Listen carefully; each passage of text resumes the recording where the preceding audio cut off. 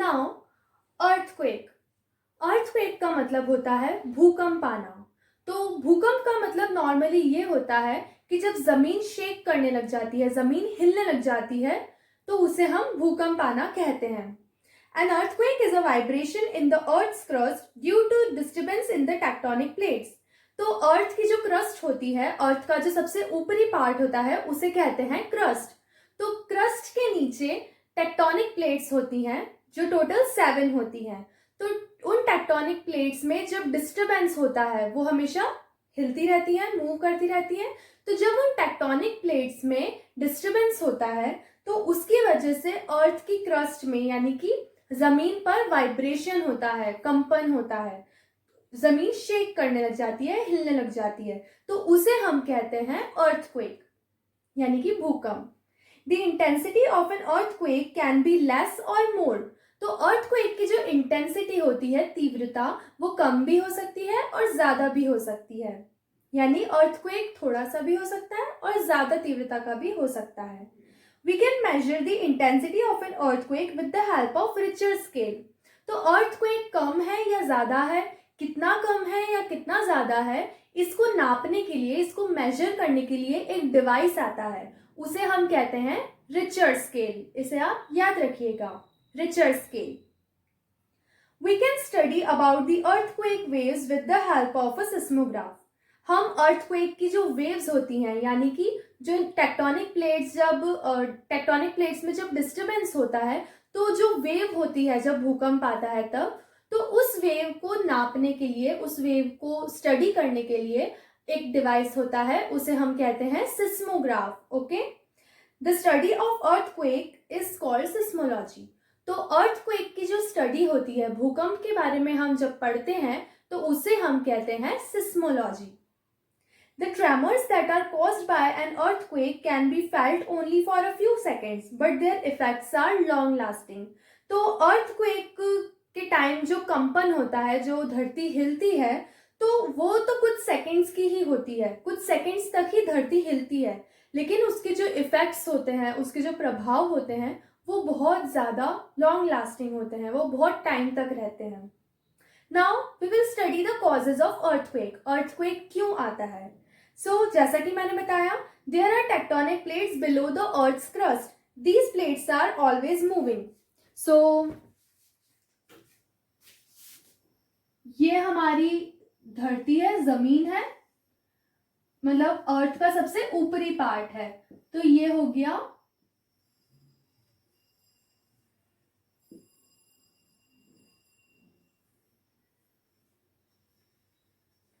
Earth's crust. Okay, ये सबसे ऊपरी भाग होता है हमारी धरती का। अब अर्थ की जो क्रस्ट होती है, इसके नीचे टेक्टोनिक प्लेट्स होती हैं कुछ इस तरीके से। तो ये टोटल 7 होती है नंबर्स में। ओके,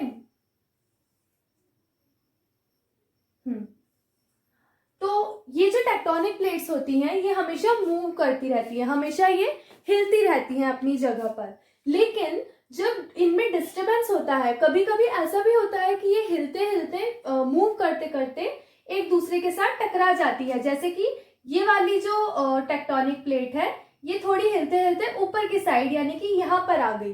तो इन दोनों टेक्टोनिक प्लेट्स में जो कोलाइजन होगा, जब दोनों टेक्टोनिक प्लेट्स आपस में टकरा जाएंगी, तो उसकी वजह से अर्थ की जो क्रस्ट होती है, यानी कि हमारी जो जमीन होती है, उसमें वाइब्रेशन होता है, उसमें कंपन होता है। तो उसी वजह से अर्थक्वेक आता है, भूकंप के झटके आते हैं। Sometimes shrinkage in the plates also cause earthquake. कभी कभी ऐसा भी होता है कि ये जो प्लेट्स होती है वो श्रिंक हो जाती है, थोड़ी सी सिकुड़ जाती हैं, तो उसकी वजह से भी अर्थक्वेक आ सकता है। नाउ इफेक्ट्स, क्या क्या प्रभाव होते हैं भूकंप के? The effect of an earthquake depend upon its intensity. भूकंप के जो प्रभाव हैं वो कम होंगे या ज्यादा होंगे, भूकंप से नुकसान कम होगा या ज्यादा होगा, ये एक चीज पे डिपेंड करता है कि भूकंप कितनी तेजी से आया। भूकंप थोड़ा सा यानी कम इंटेंसिटी का था या फिर ज्यादा इंटेंसिटी का था, उस पर डिपेंड करता है। The earthquake with less intensity will cause less harm. But the earthquake with higher intensity causes a great loss of life and property. जो कम इंटेंसिटी वाला भूकंप होगा, कम तीव्रता वाला भूकंप होगा, उससे तो थोड़ा सा ही नुकसान पहुंचेगा, ज्यादा कुछ नुकसान नहीं होगा। लेकिन जो ज्यादा तीव्रता वाला हाई इंटेंसिटी वाला अर्थक्वेक होगा, उससे बहुत ज्यादा नुकसान हो सकता है, जान और माल का, लाइफ और प्रॉपर्टी का। The Earth's crust causes tremors which cause landslides। तो जब भूकंप आता है, अगर वो बहुत ज्यादा इंटेंसिटी का हो, ज्यादा तीव्रता का हो, तो अर्थ की जो क्रस्ट होती है, यानी कि हमारी जो जमीन जिस पे हम रहते हैं, उसमें बहुत तेजी से वो हिलना शुरू हो जाती है और उसकी वजह से लैंडस्लाइड्स भी होते हैं, यानी कि जमीन खिसक जाती है।